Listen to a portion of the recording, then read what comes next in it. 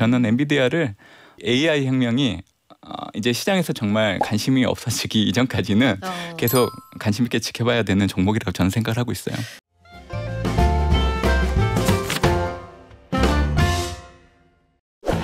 미국장에 투자한 나 지금 떨고 있니? 간밤에 이런 문자 좀 주고 받으셨습니까? 엔비디아 주가가 지난주 주말 그리고 어제의 장까지 2거래일 연속으로 8% 가까이 빠졌습니다. 엔비디아가 흔들리니까 비빌 언덕이 없다 해서 빅테크 주가 와르르 무너졌는데 이 와중에 트럼프 대통령은 메타는 국민의 적, 그래서 메타도 주가가 4% 급락했습니다. 자, 이게 오를 만큼 올라서 조정을 단기간에 받는 걸까요? 아니면 정말 되돌림이 시작이 돼서 우리 긴장해야 되는 걸까요? 이럴 때 어떻게 대응하면 좋을지 대신증권 문남중 연구위원에게 들어보겠습니다. 안녕하세요. 안녕하세요. 위원님, 엔비디아가 이제 그 수명을 다한 거예요? 우리 어떻게 투자하면 좋아요? 수명을 다하진 않았습니다. 네, 아직 남아 있는 거죠? 네, 이제 지난해부터 올해까지 큰 조정 없이 올랐기 때문에 어떻게 보면 자연스럽게 좀 쉬어가는 구간을 맞이했다고 생각을 하고 있고, 엔비디아가 지금 현재 각광을 받는 이유는 결국 AI 혁명이라는 부분들이 올해도 계속 이어질 걸로 좀 보고 있기 때문에 사실 엔비디아 주가가 흔들릴 수는 있지만 추가적으로 더 올라갈 여지는 있다고 생각을 해요. 그래서 사실 개별 종목의 주가도 중요하긴 하는데 사실 이번 달에는 3월 FOMC라는 큰 통화정책 이벤트를 앞두고 있기 때문에 사실 그때 결과가 어떻게 될지에 대한 시장의 경계감이 좀 높아지고 있는 구간이기도 하기 때문에 그 영향도 일부 있다고 생각합니다. 그래서 저는 엔비디아 같은 경우에는 3월 FOMC가 끝나고 나면 다시금 상방 압력이 좀 높아질 여지가 있다고 생각하고 있기 때문에 그동안 엔비디아 올라가는 거를 그냥 보고만 있었던 투자자 입장에서는 올해 미국 대선 이전까지는 저는 이제 미국 증시가 계속 올라갈 거라고 계속 얘기를 드리고 있거든요. 네. 그렇기 때문에 흔들릴 때마다 엔비디아를 좀 담으면 좋지 않을까 생각합니다. 참고로 이번 달에 18일 날 이제 GTC 2024라고 해서 엔비디아가 주관하는 이제 매년마다 열리는 개발자 컨퍼런스가 열리게 돼요. 근데 항상 엔비디아는 GTC 2024를 통해서 새로운 GPU 제품들을 선보인 바 있기 때문에 시장 기대치를 상회하는 신제품 출시가 이루어진다고 하면 아무래도 엔비디아 주가가 한번 올라갈 여지가 있다라고 생각을 해요. 지금 엔비디아의 고성능 AI 칩이라고 하면 대표적인 게 H100이잖아요. 네. 이에 따른 후속 모델이 H200.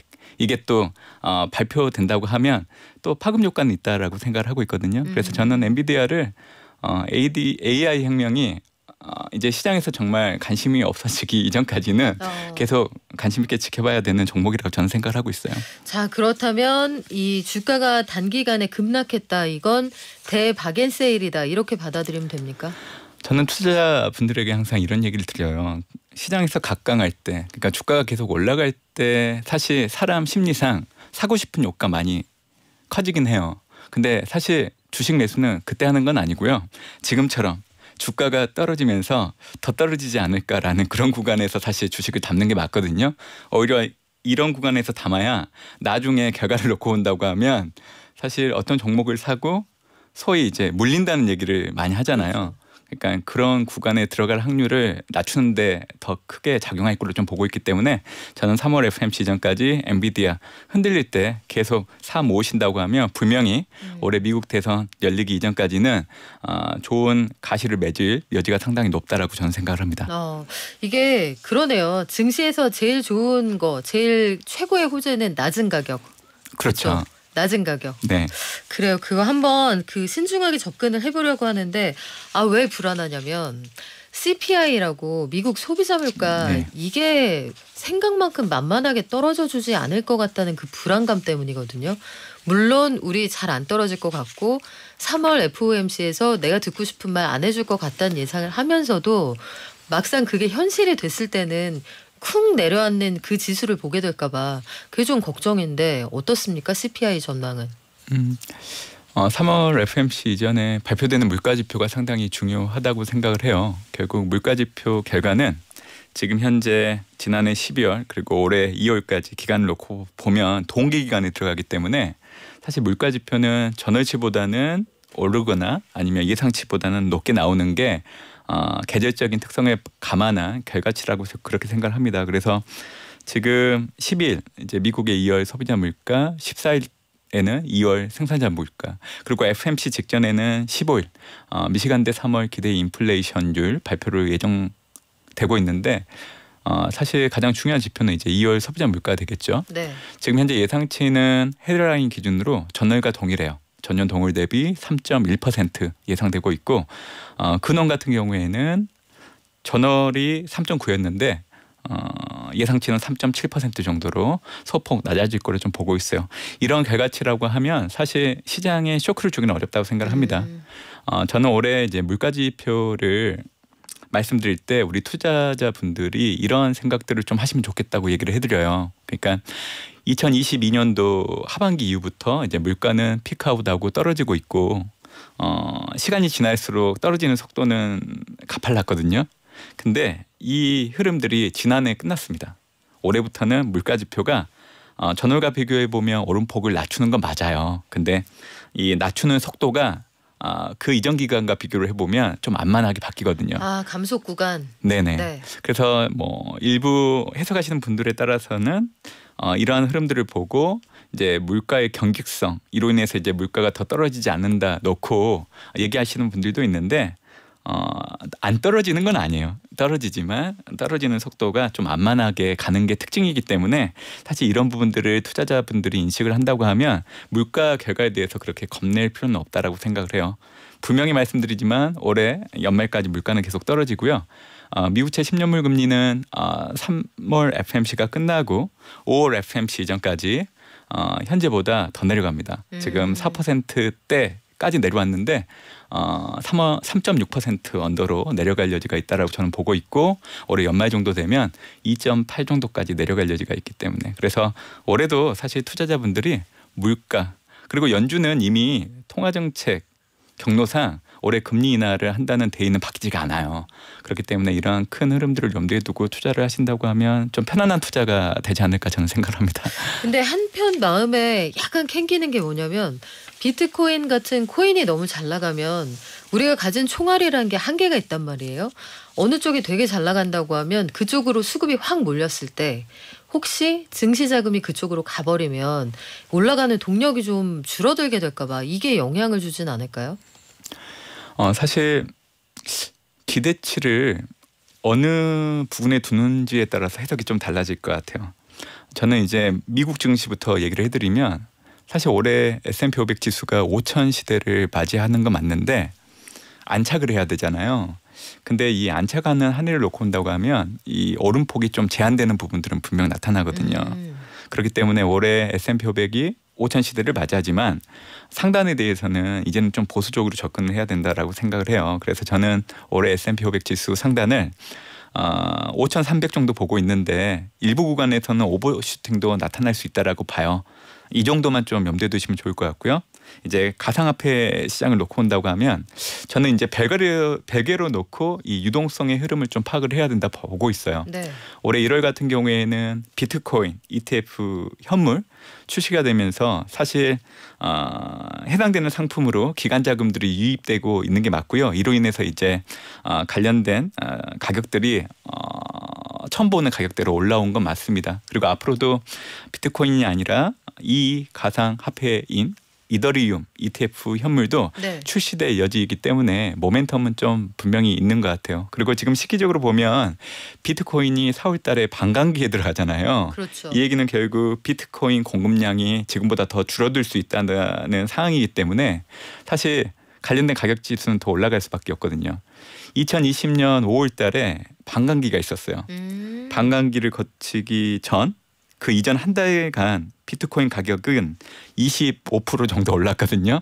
그러니까 지금 구간에 적용을 해보면 지금 비트코인 가격이 올라가잖아요. 그러니까 동일한 패턴이 나타나고 있는 것 같습니다. 그래서 저는 뭐 미국 주식시장이든 뭐 가상화폐 시장이든 일단 유동성 흐름을 놓고 봤을 때 좀 분리해서 생각을 해야 되는 부분들이 있고 올해 같은 경우에는 좀 상단을 좀 제한해 놓고 좀 시장을 바라보시는 게 좋지 않을까 생각하고 있습니다.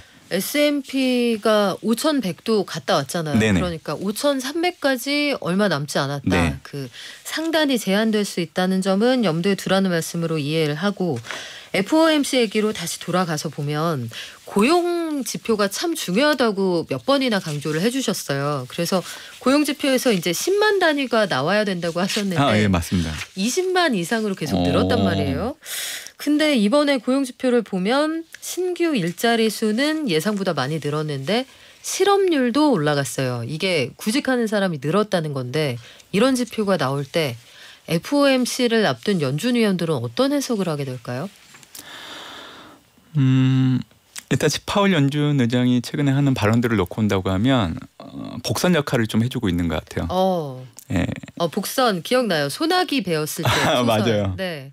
저도 이 용어를 뭐 좀 자주 쓰는 편이긴 하는데 사실 지금 시장은 연준이 6월달 첫 금리 인하하고 올해 4번 최종 정책 금리는 4.25에서 4.5 정도를 염두에 두고 있는 상황이긴 하는데 파월 연준 의장이 올해 금리 인하 단행할 수 있다는 얘기를 공개석상에서 얘기하고 그리고 고용 지표를 놓고 온다고 하면 사실 물가와 연동되는 지표는 시간당 평균 임금인데 전년 동월 대비로는 4.3% 전월보다는 오름폭을 내렸고요. 전월 대비로 놓고 온다고 하면 0.1% 증가를 했는데 이게 상당히 낮은 수치라고 해석을 해도 될 것 같아요. 그래서 그래요? 이런 지표라고 하면 사실 6월 달이 아니라 5월 달에도 연준이 금리 인하를 할 수 있다는 확률 값이 앞으로 좀 올라가는데 영향을 줄 수 있다라고 생각을 해요. 그래서 고용 지표를 중요하게 보는 이유는 사실 연준 입장에서는 물가도 잡아야 되겠지만 또 경제 성장을 놓고 온다고 하면 안정적인 흐름을 좀 보이는 것도 내심 기대하고 있는 부분들이 있는데 그렇죠. 비농업 부분 고용자 수를 보면 사실 미국의 안정적인 경제 성장을 확인할 수 있는 수치이긴 해요.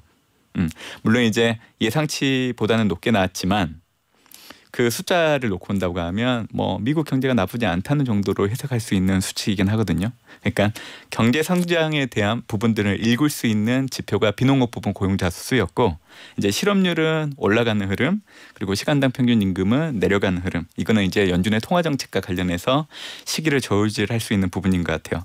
근데 이제 얘기를 하신 것 중에 이제 실업률이 올라가는 거를 놓고 해석을 좀 해보면 일단 실업률 상승이 수요의 급격한 감소에 기인하는 건 아니에요. 결국 과도하게 그동안 타이트한 노동시장의 흐름들이 불균형이 좀 개선되고 있다는 쪽에 좀 방점을 두고 해석을 해야 되기 때문에 그럼 돈이 좀 떨어진 거예요? 이제 일하러 나와야 될 만큼? 그것보다는 네. 이민 증가로 인해서 미국 노동시장의 공급이 개선되고 있다는 징조로 좀 보셔도 될 것 같고요. 코로나19 때나 아니면 트럼프 정부 당시에 밖으로 내쫓았던 그 외국인 노동자들이 다시 유입되고 있다. 그리고 지금 방금 얘기해 주신 거는 지금 시점은 아니고 조금 이른 시점이었던 그러니까 지난해 상반기 같은 경우에는 사실 말씀해 주신 것처럼 퇴직을 했던 인구들이 다시 노동시장으로 진입한 부분들이 나타났었는데 현재로서는 이제 외국인 이민 증가가 지금 현재 노동시장에 영향을 주고 미치고 있는 거. 그러니까 시점에 따라서 노동시장에 미치는 그 영향력이 좀 달라질 수 있다. 이제 그렇게 좀 해석을 하시면 좋지 않을까 생각을 합니다. 그러면 그동안 미국 사회에서 서비스 물가가 상당히 많이 올랐던 게 단순 노동에 사람이 없다 이런 얘기가 많았잖아요. 그러면 외국인 노동자들이 제법 많이 유입이 되면 그쪽에 인상 압력을 좀 줄일 수가 있을 테니까 그 부분 좀 지켜봐야 되겠네요. 그러면 3월 FOMC에서 이 얘기만 안 나오면 된다 하는 그런 얘기 있어요. 우리 대충 시나리오는 좀 알겠거든요.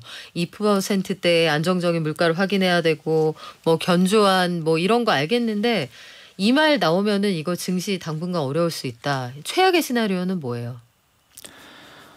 최악의 시나리오라고 얘기하기에는 3월 FOMC 결과는 이미 확정되어 있는 상황이라서 그래요? 결국에는 이제 문제는 이 결과 중에 네. 금리 인하를 좀 빨리 해줬으면 좋겠다는 발언들을 해줬으면 좋겠다는 이 시장의 심리가 가장 큰 리스크 요인이지 않을까라고 저는 생각을 합니다. 네. 3월 FOMC 때 금리 인하는 없습니다, 여러분들. 다만 이제 중요하게 봐야 되는 관전 포인트는 올해 2분기 이후로 연준이 금리 인하를 단행하기 위해서는 미리 가이던스를 줘야 돼요. 근데 그 시점이 3월 FOMC입니다. 그러니까 여러 가지 시나리오를 가정할 수 있지만 네. 3월 FOMC는 분명히 긍정적인 해석으로 기계될 수밖에 없어요.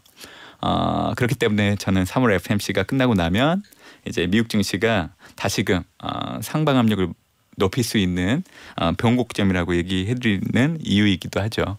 그래서 저는 뭐 굳이 얘기를 해주셨으니까 네. 뭐 최악의 시나리오 결국 갑자기 이제 파월 연준 의장이 발언을 바꾸는 거죠.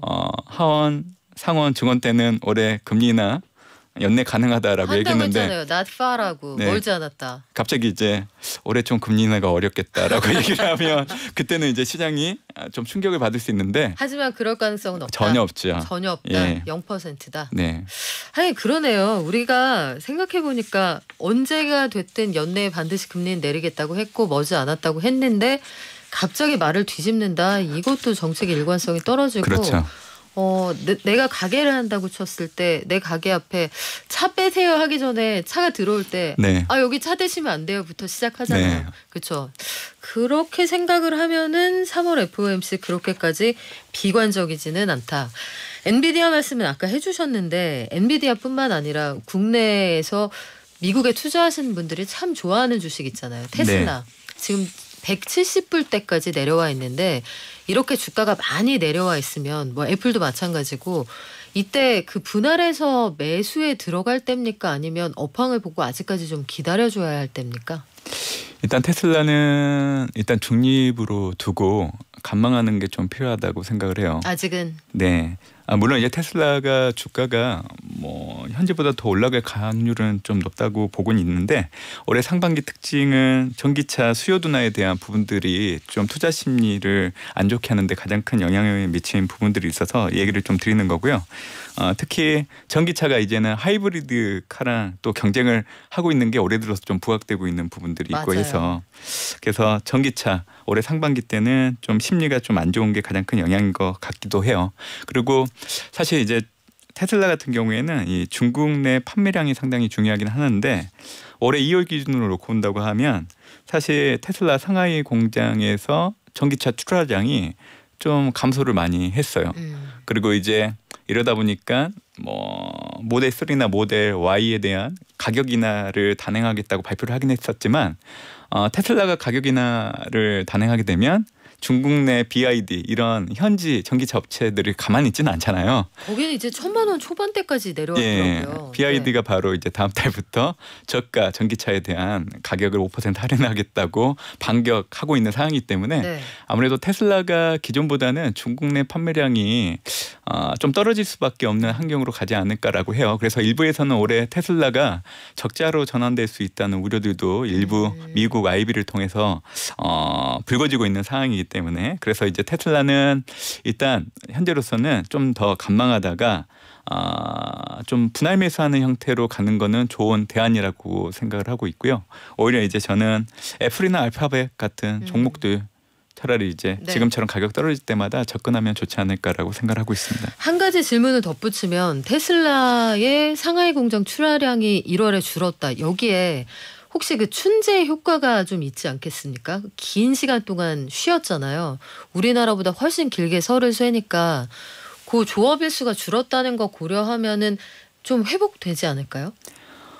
그 요인들도 분명히 영향을 주는 부분들이 있죠. 그래서 이제 3월 이후로 발표되는 이제 출하량 대수를 좀 보긴 봐야 될 것 같은데 전월에 대한 기저 효과 때문에 좀 출하량이 늘어나는 건 나타날 수 있지만 중요한 거는 이 추세이기 때문에 아무래도 테슬라의 중국 내 판매량 가격 추이가 앞으로 이제 테슬라 주가 향방을 결정짓는 키팩터가 될 거로 좀 보고 있기 때문에 이를 확인하고 접근을 해도 늦지는 않을 거로 저는 생각을 하고 있습니다. 단기간에 급등할 가능성은 크지 않다고 보시는 건데 그럼 마지막으로 아주 짧게 국내 시장 좀 볼게요. 저 PBR로 한동안 우리가 좀 시끄러웠는데 그것도 약간 좀 잠잠해지는 것 같기도 하고 본격적으로 이번 주부터 주총 시즌입니다. 근데 삼성전자 이런 것들이 뭐 시원하게 올라가는 것 같지는 않거든요. 국내장 투자하시는 분들은 어떻게 대응을 좀 하시면 좋을까요? 현재로서는 이제 저 PBR 관련된 종목들 뭐 주가 하락에 따른 흔들림이 좀 나타나고 있다 보니까 이번 달부터는 반도체나 IT 하드웨어 좀 소외됐던 종목들에 대한 관심이 좀 높아질 여지는 있다라고 생각을 해요. 그리고 중요한 거는 우리나라 증시의 하단이 많이 굳건해졌거든요. 이 얘기는 앞으로 더 올라갈 여지가 커지는 의미로도 받아들일 수 있는 상황이기 때문에 많이 올라갈 거라는 기대치는 낮추고 현재보다는 눈높이를 낮춰요. 네, 하반 경직성을 염두에 네. 두고 조금씩 올라가는 형태를 염두에 두시고 투자하시면 좋지 않을까 생각합니다. 네. 뉴욕장이 워낙 스펙타클하게 움직이니까 2600에서 와장창 무너지진 않는데 아니 한 달 전에 본 차트가 한 달 내내 그대로야 이런 느낌이 드니까 시가총액의 5분의 1인 삼성전자가 좀 힘을 내야 되지 않을까 이런 생각 해보게 됩니다. 자, 오늘 말씀은 여기까지 드릴게요. 지금까지 대신증권의 문남중 연구위원이었습니다. 고맙습니다. 감사합니다.